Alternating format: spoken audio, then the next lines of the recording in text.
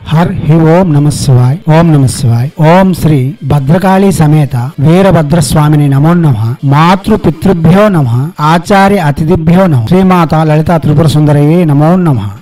శివశక్తి స్వరూపులారా, మనం యోగిని విద్యల యొక్క వరుస క్రమంలో చతుషష్ఠి యోగిని యొక్క మంత్ర ఉపాసనలు చెప్పుకుంటూ వస్తున్నాం. దానిలో 7వదైన ఉగ్ర రక్త భోగ రూప యోగిని మంత్రం గురించి ఇప్పుడు చెప్పుకున్నాం. ఈమె సర్వశత్రు వినాశిని, సర్వత్ర విజయకారిణి, సర్వభయ నివారిణి, చాలా ఉగ్ర రూపంతోను రక్తము వంటి శరీరముతోను రక్తమును భుజించు అనగా రక్తమును ఆస్వాదించే ప్రియమైన స్వరూపముగా ఈమె మహాఘోర రూపిణిగా మనకు దర్శనమిస్తుంది. ఈమె యొక్క ఉపాసన వలన ఎటువంటి శత్రువులైనా సమసిపోతారు. సకల భయ నివారణ, సర్వత్ర విజయములు, పరప్రయోగ విధ్వంసము, ఇటువంటి పరవ్యూహ విధ్వంసం కూడా చేయగల మహత్తరమైన మహాశక్తి. ఈమె మంత్రము మనం 21 రోజులోగా రోజుకి 16 మాలలు గాని లేక 21 రోజులోగా 1,00,000 జపం గాని పూర్తి చేయవలసి ఉంటుంది. తొలి సంధ్య మరుసంధ్య కులదేవతారాధన, ఇష్టదేవతారాధన పూర్తి చేసుకుని రాత్రి 10 గంటల నుండి 1 గంటలోగా ఈ మంత్ర జపం చేయాలి. పసుపు వస్త్రములు, పసుపు పూలు, పసుపు ఆసనము వేసుకొని కాళీమాత లేక చాముండేశ్వరి యొక్క పటము ఉంచి ఈ మంత్రమును ప్రత్యక్షంగా జపం చేసుకోవచ్చు.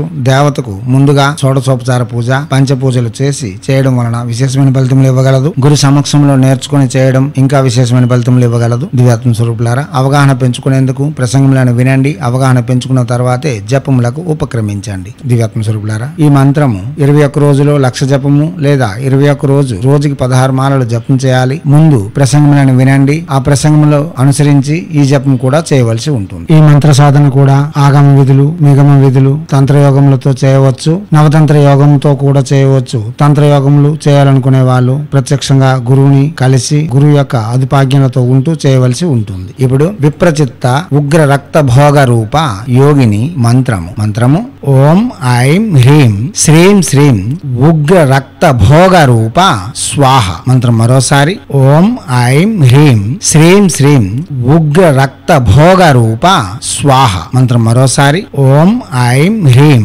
శ్రీం శ్రీం ఉగ్ర రక్త భోగ రూప స్వాహ. దివ్యాత్మ స్వరూపులారా, వాచిక జపమే చేయాలి. మానసిక ఉపాంశ జపం పనికిరాదు. యోగిని విద్యల యొక్క ప్రసంగములు చేసి ఉన్నాము, వినండి, అవగాహన పెంచుకోండి, తర్వాతే జపములకు ఉపక్రమించండి. ఏ యోగిని విద్య అయినా 21 రోజు తప్పనిసరి చేయవలసి ఉంటుంది. రాత్రి 10 గంటల నుండి 2 గంటలలోగా జపం చేయడం ఉత్తమం. తొలి సంధ్య మరుసంధ్య ఇష్టదేవతను ఆరాధన చేస్తూనే ఇటువంటి జపములు చేయడం విశేషమైన ఫలితములు ఇవ్వగలదు. ఎవరైనా యోగిని సాధన చేసి తక్షణ ఫలితం పొందేందుకు ఆవశ్యకత కలిగిన ఆకర్షణ యంత్రము, యోగిని గుటికలు మరియు యోగిని యొక్క ఆకర్షణ తావీజులు, యంత్ర విధులు చేయించుకొని జపములు సాధన చేస్తాం అనుకునే వాళ్ళు మాతో ప్రత్యక్షంగా సంప్రదించవచ్చు. దివ్యాత్మ స్వరూపులారా, చేయండి. చేసి తగ్గ ఫలితములను పొంది ఎనలేని ఆనందములతో జీవితమును కొనసాగించాలని, ఐశ్వర్యయుక్తమైన భోగయుక్తమైన ఆనందపరమైన జీవితమును కొనసాగించాలని కోరుతూ హైందవ సనాతన ధర్మ ఋషులు అందించిన విద్యలు వినియోగించుకొని భారతీయ సంస్కృతి సాంప్రదాయాలు కాపాడుతూ ముందంజలో ఉండాలని కోరుతూ ఎప్పుడు మీ సేవలో రత్నశ్రీ హిందూ సేవ సమాజ్ ఆచార్య భీమసింగ్ రేక్మర్ ఆర్ అప్ నిఖిలానంద సాగర్ మహారాజ్.